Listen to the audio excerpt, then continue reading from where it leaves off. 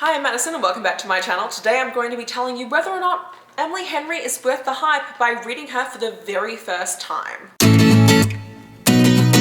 Everyone and their mum has literally read Emily Henry. Literally everyone that I know. If I told someone once, I was like, they were like, oh, her new book is coming out. I go, oh, that's really great. They go, are you going to pick it up? I go, well, honestly, I haven't read from her before. And everyone was like, you haven't read Emily Henry? And I go, nah, I haven't read Emily Henry. I'm like, broskies, I didn't even read Ali Hazelwood till last year. You think I've read Emily Henry? If a book is hyped, I haven't, that's a lie. Sometimes, when a book is super hyped and it's at the front of my TBR and then everyone starts reading it, I probably won't pick it up. Beach Read came out in 2020 and I was only really just in my romance era at that point in time, and so Beach Read wasn't necessarily a book that I picked up, even though I owned it. However, I still haven't read her because I'm nervous because I actually have seen mixed reviews for her book. So my question is Emily Henry worth the hype? I'm gonna read Beach Read, see if it's actually worth the time. Yeah, we'll give it a shot and I'll catch you guys up as I start reading it. Let's go. All right, so right now we are currently 6 pages in. 6 pages in, I can tell you we're following, what's her name, considering that I'm 6 pages in? I don't know. Janie. Her name is Janie, okay. She's a New York Times bestselling romance author, and her dad died last year, and it turns out he had an entire secret family, so her entire kind of picturesque ideal of what love is has been shattered, and she now thinks life is shit. She's currently broke, has no money, and so basically she's gone to the lake house, the Love Shack affair lake house that her father left her in his will after he died, so she can write her next book and not starve to death. It's starting off real happy right now. I've got some positive vibes coming up. I'm curious to see. It's reading adult. She's, I think, 20, how old is she? 29? Something like that? Yeah, she's 29. But Gus Augustus is her college rival and fellow New York Times bestselling author. So, wow. Also as a side note, it's very, oh, this is so close to my face. No. It's also very, like, prosy. Ooh, put that down. That's not good white balance. It's very, like, flowery writing so far, and it's because she is an author, which I do get.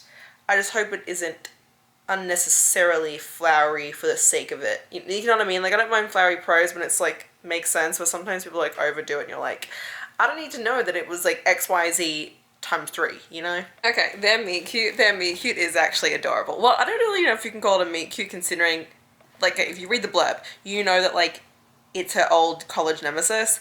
But she doesn't know that that's the guy. So basically she's out in the patio of the lake house, and she sees like the next door neighbor, but his Baxter, and like he's like on a lounge chair, and he overhears her talking about foot fetishes, and basically they start a whole conversation about that, and like he's being a total grump and like a douche to her, and she's like, well, it was lovely to meet you, and he goes, liar, and it's just adorable. It's like 1 page of like banter, and I don't know, I thought it was kind of cute, so I like him so far.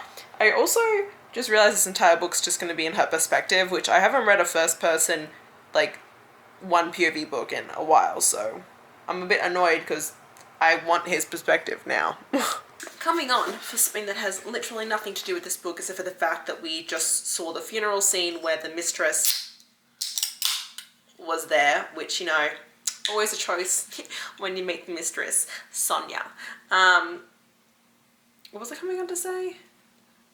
Yeah, it's going to be interesting reading this book because of 2 reasons. One, I work in book publishing. I've worked at a publishing house for 2 years now, actually. My 2-year work anniversary was last week. And second off, I literally just finished my very first book on Sunday. So I'm like 2 sides of the same horse. That's not a saying. That is not a saying. Alright, we're now 43 pages in, chapter 5, which by the way, chapter 5 is called The Labradors. I'm not really seeing much significance, honestly, with too many of these chapter titles. They're kind of just like, you know, there. But chapter 4, basically, she goes to a coffee shop to get coffee, which is part of a bookstore, goes to the bookstore, introduces herself as an author, and then lo and behold, who walks in? That's right, her neighbour, Gus Everett, ladies and gentlemen, who, by the way, apparently does not recognise her from college. recognizes her that this is his new neighbor for the summer, but doesn't recognize this is his old college rival. Which, by the way, they were college rivals, but they weren't college rivals because she thought of him as her college rival. But she's like, I don't know if he ever thought of me as the college rival. So like, anyway, when they do meet, you know, in the bookshop, he's like, oh yeah, you're like my neighbor currently. And she's like, what the actual F? Like, my name is January Andrews. It's not like it's like Rebecca Smith. She's like, it's January Andrews. I'm like, honey, trust me, this man 100% remembers and recognizes you, but he's just trying to shoot the shit with you. But yeah, like I said, it definitely is reading very prosy. Like, there was even a word earlier and I was like, I don't even know what that word means. I remember the last time I read a book and was like, I don't actually know what that word means. Normally if there's a word that pops up in a book and I'm like, I don't know what that means, it's normally like some weird kink that I've never heard of before, but this was like a legitimate word and I just sat there and I was like, yeah, don't know what that means, but I'm going to just skip past it and be fine. So, anyway, we shall see. Alright, okay, we are now 83 chapters. Could you imagine? 83 pages in, so I'm on chapter 9, so around about a fifth of the way into the book. I do have a headache, by the way, but you know, we're going to ignore that. Basically, just to the scene now where they have put the bet into place where she will write a bleak literary fiction novel and he will write a happily ever after rom-com, and the bet is whoever writes their book under a pen name and gets it sold to a publisher first wins the bet. He says it's because he just is, and he's like, well, my books take ages to write and I need quick money, and he's like, and you have writer's block and you keep saying that you could easily write this kind of a book, so let's see if you can. I think he's been in love with her this entire time. I think this man is deeply, severely, unequivocally in love with her. I think she's got a crush on him, but hates him at the same time. But he, 10,000%, has always been in love with her since they were in college. I'm calling it right now. There is no way in hell he does not love her already. I just know it. I know it deep in my bones, you know, guys? Look, I'm enjoying it. I'm enjoying the banter between January and Gus. It's just like the rest of the book and the writing isn't like totally my style. Like, even though this is obviously like it's contemporary romance, like that is legit what it's like bisect as, it does still kind of have like some women's fiction-y kind of vibey elements. I don't know. We shall see. Oh my god, my room is hot too. I had to turn off the air conditioning, because if I have the air conditioning on, it's literally right there, right above. And when it's on, it's all you can hear. Just the air conditioning, just air. Me speaking? No. Anyway, first off, they just had a really cute scene. They're both writing their books and they can see each other through the window, and he writes something on his notepad and holds it up. And then she writes back, this reminds me of that Taylor Swift video. And I thought that was cute. It's interesting. I don't really read, like, I feel like I don't read romance books like this very often that have that romance novel, women's fiction-y, just like contemporary romance vibe to it. And maybe it's, I don't know, like what is Emily Henry's like backstory? Like what is her, like who is this woman? Who is Emily Henry? Emily studied creative writing at Hope College. You can feel that she's a creative writing degree, but it's interesting because the more that I'm reading this, the more I'm actually getting into the writing style. And I think it's just because it's not a writing style. Like, I haven't read I haven't read a traditionally published romance.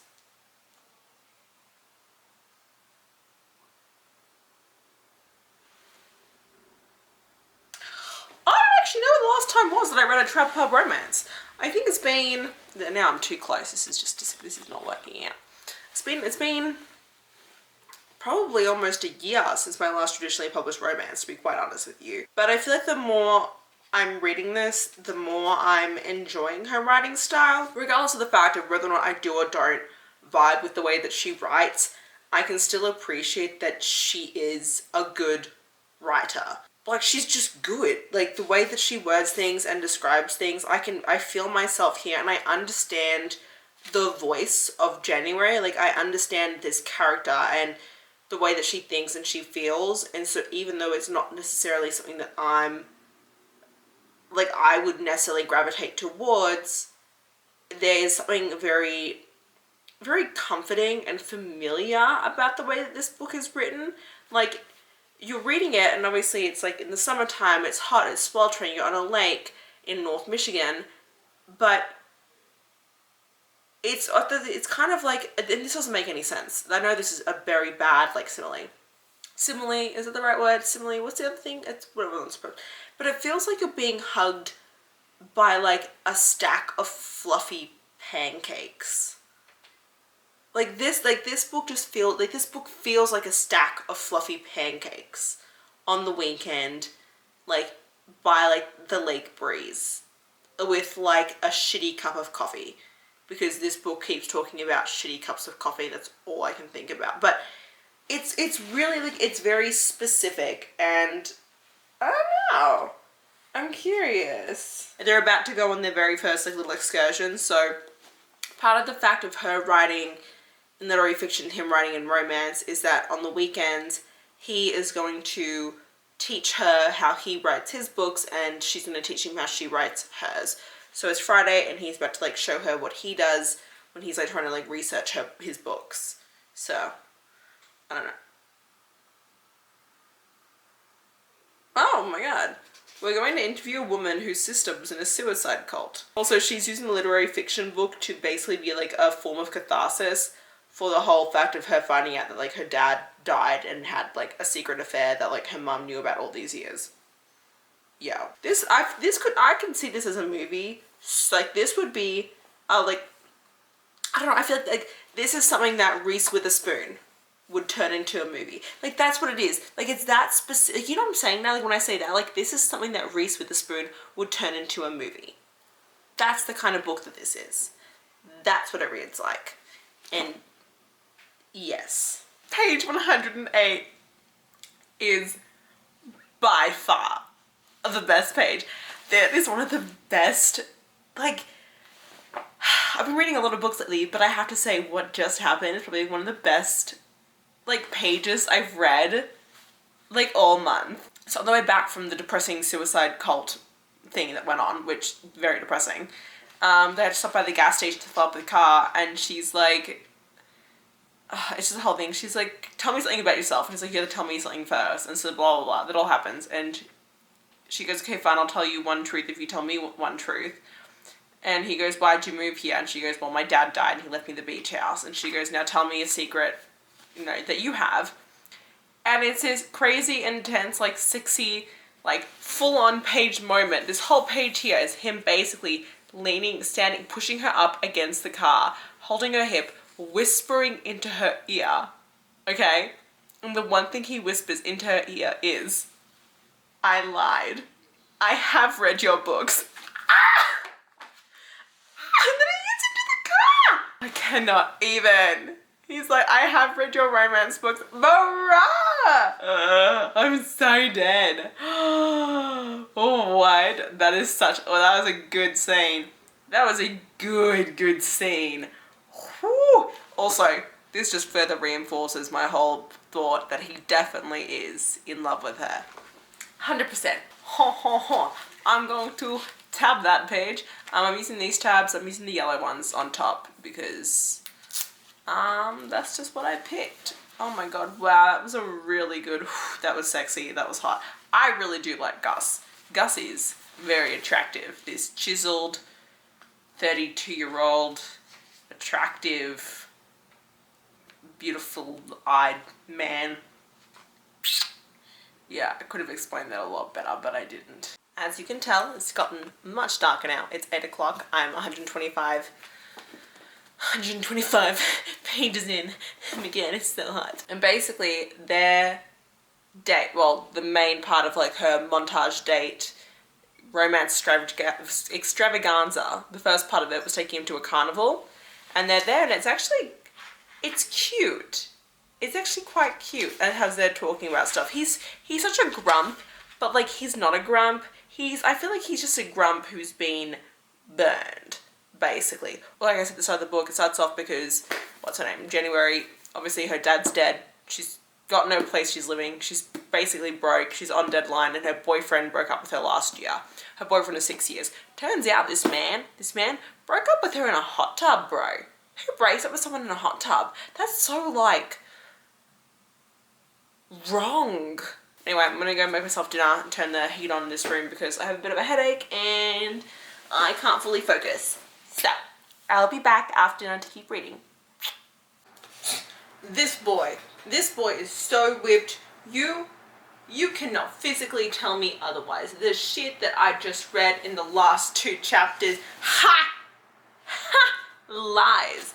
100% in love with her all these years. You cannot convince me. Number 1, she threw up after one of the rides. What does he do? Holds back her hair while she pukes, even though he has a fear of vomit. Number 2. Oh, yes, when they were in college on the very last year, there was a whole night together, nothing really happened. They had a frat party, they danced. He broke up with his girlfriend right before going to go dance with her. Number 3, she's telling him the story about how her parents met, okay, which by the way, is very, very cute. But she then says, and then when their daughter's first book came out with Sandy Lowe with a dedication that read, and then he says, to my parents, who are proof of fate strong if animatronic hand. He had it memorized, bro.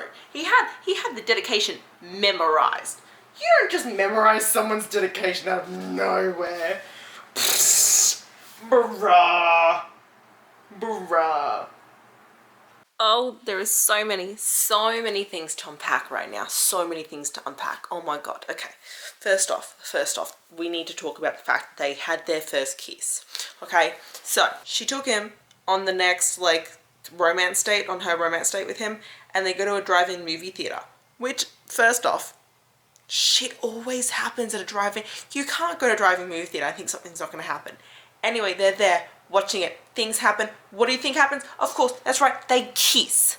And it is a 3-page makeout. Which, okay, not 3 pages. It's like a 2-page makeout scene. Very, very great, very detailed, very tension-filled, beautifully written makeout scene. Give her A+ for that. Oh, I felt it in my bones. I'm shipping them. They're like my 100%. Obviously, an attendant sees them making out and is like, you're not allowed to do that. This is a family establishment. Get the fuck out. Okay, so, yeah, I got stalled. Which is fine. It's fine. And that happens. It's chill. I still loved it. A+. Then, you know what happens? Gus ghosts. My man ghosts. He just fucking leaves. He leaves. Doesn't say anything. Just yeets off. For a couple days. What? Great. Love that. No. Hate that. Ghosting. My number 1 thing that I hate. Then, you know, she goes to go sign books at the bookstore. Oh, and we find out the bookstore owner is actually Gus's aunt, which has never come up in conversation. So she's pissy. She's like, why did I never mention this? But whatever. And then she ends up finding out that Gus, our man here, who was like, yeah, I never really dated anyone for longer than like 2 weeks, or like my longest relationship was like a month. I don't believe in love. I believe in flings and like just getting your dick. Yeah, that Gus just got divorced a year ago. My man was married. Oh my god. I totally understand what January is so pissed. January is like, I feel like she's like, he acted like he was inviting me into his life, and then it's literally like I knew nothing about him. It's like I peeled back all my layers and thinking that he was doing the same, but basically he didn't even, like, it was all false. And I'm just like, yo, my mind is blown. Like, what is up with this bro? Obviously the romance is going on between January and Gus, but the plot is very easily split half and half between, you know, not even half and half. There's like basically three ways this book is split up. It's thirds. A third of this book is focusing on her romance with Gus. A third of this book is focusing on her own, like, just personal, well, 3/3 doesn't make a sense. It's not, I wouldn't say half the book is focused on the romance and half of it is focused on her own personal growth and journey and dealing with her trauma with, you know, her parents and everything like that, because I feel like that part of it is more than the romance. It's maybe like 2/3 of that plot and like 1/3 romance. Maybe that feels a bit more accurate to me. Yeah, I'm actually enjoying this. It's weird because like I could not for the life of me tell you right now what I'm going to rate this, just because, I don't know, it's an experience. You know, there's a good chance, pretty good chance that you can't really hear me all that well, because I am outside right now. Why am I outside? Because I wanted a bit of change of scenery for at least one of my clips, but it's windy and it's hot. It's really freaking hot. So I think I might head back inside. Anyway, I am 200 pages in, so I'm a little over, I'm like barely over halfway. Oh my god, that was a whole ass bird. Basically they just had like a whole chapter of like, you know, because there was miscommunication, because she knew about him not, he didn't lie to her, but she knew about him not divulging that he'd been divorced and married and that whole thing, and so she was kind of like pissed at him because she thought that him withholding that was a whole kind of like shitty thing against her. And like, when you look at it from like an outsider's perspective, you're kind of like, dude, that makes no sense, like why you think that way? But like when you're reading it from her perspective, it does make total sense.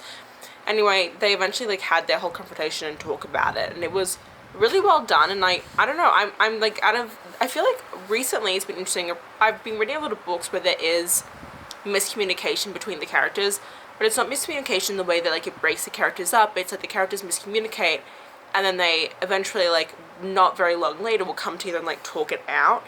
And so it actually shows quite like a healthy progression instead, and like growth for the romance, which is something I really appreciate in books, because I think that it's what people should do in life, and some people don't. Anyway, that whole conversation turns out, so him and his wife, the reason why they divorced is because his wife cheated on him with his best friend / college roommate after 2 years together.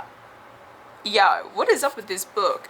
If you got any trigger warnings at all when it comes to like infidelity and things like that, this is not going to be the book for you, because it's definitely going to trigger you. I also just really love Gus. Like, he is just like, he's amazing. Like, January is January, but Gus is my life. Like, I would say you should read this just so you can read about Gus and meet Gus, because I love him, and I would date him, and I would marry him in a heartbeat.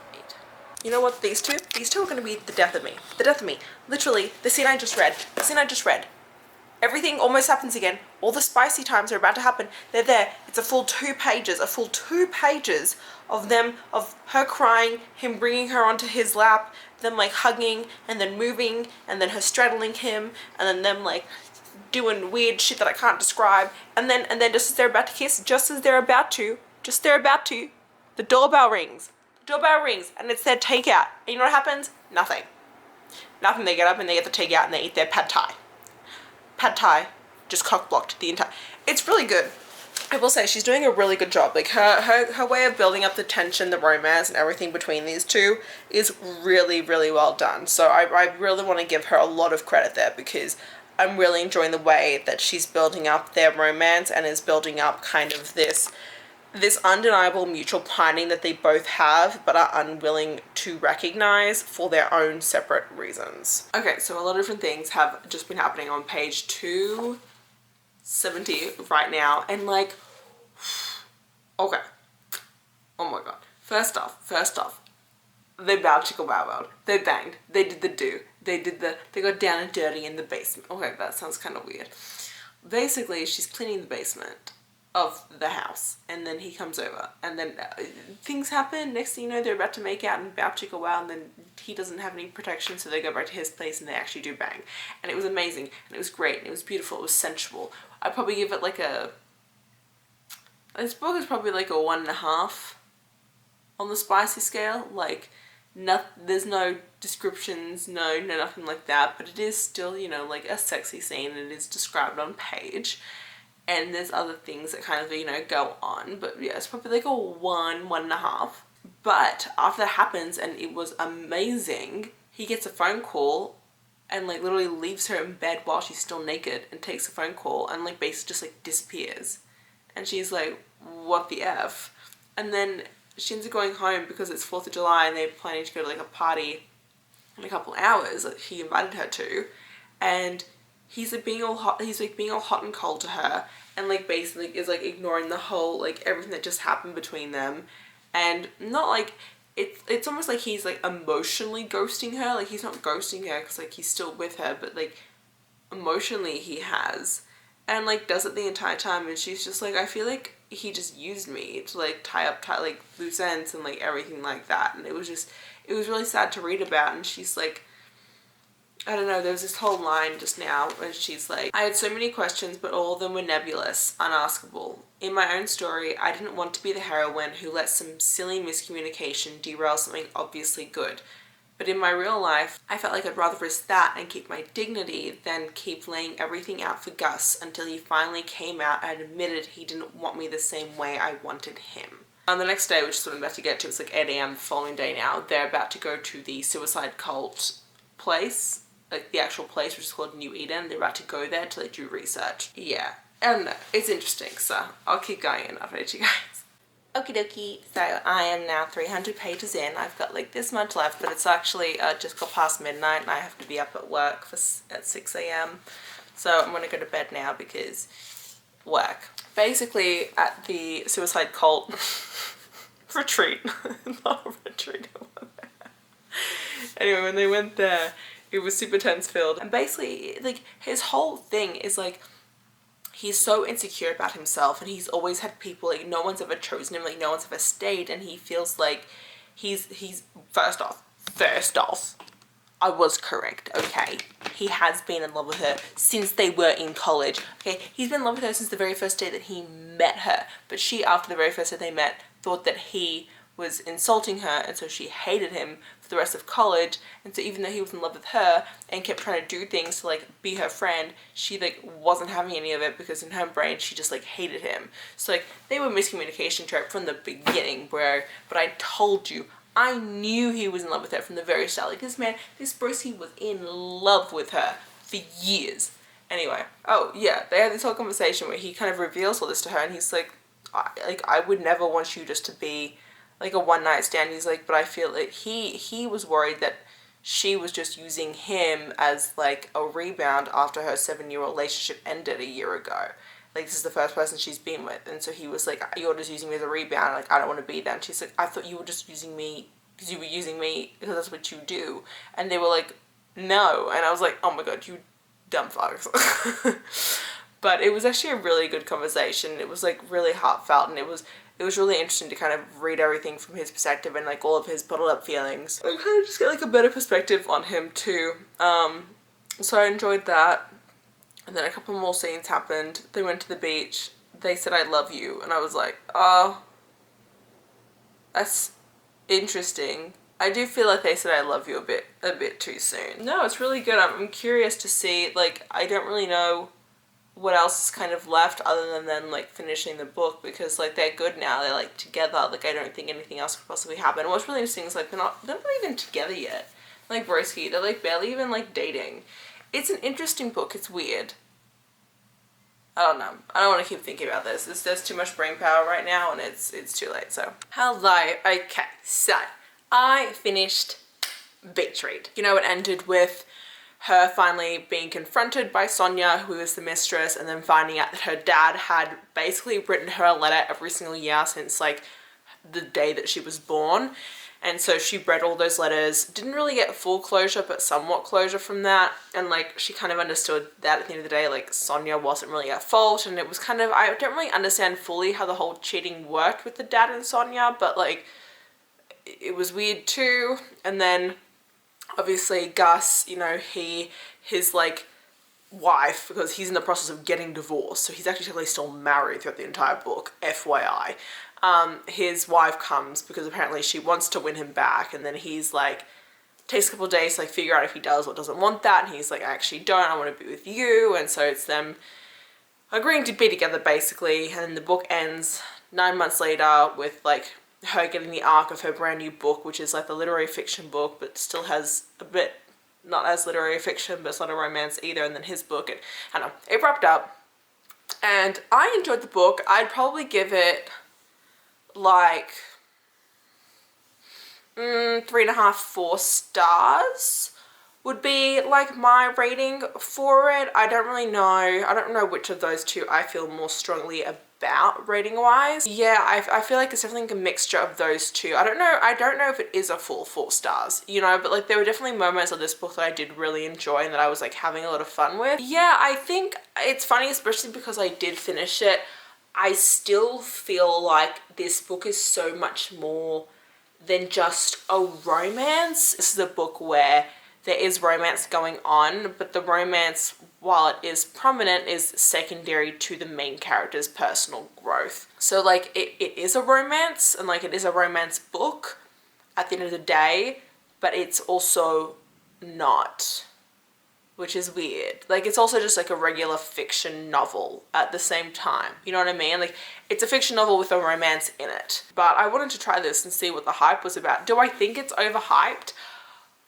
Oh, probably a little bit, honestly. That's my kind of final thought process on it. I still think Emily Henry is an amazing person. She's an amazing writer. Like this book was written beautifully.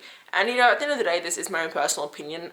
Maybe her writing style is just not my kind of thing. Maybe it kind of just depends on where you are. I still enjoyed it. It was just very different than what I had expected it to be. And I also wonder if anyone else goes into it with the same expectations that I had, with it being more like romance prominent and romance focused. So I don't know. That's kind of where I want to leave it. If there are actually any other authors that you feel like are super hyped that you'd like to see taste tests for that I haven't read from, please leave in the comments down below. And if you did make it this far into the video, please comment a little wave emoji in the comments. And if you did this video, please like them down below. If you want to see more of me, please go to my channel, and don't forget to check me out over on Instagram, TikTok, and on Threads. You get really fun, cute little life updates if you're on Threads as well. And yeah, until next time, thanks so much everyone. Bye bye.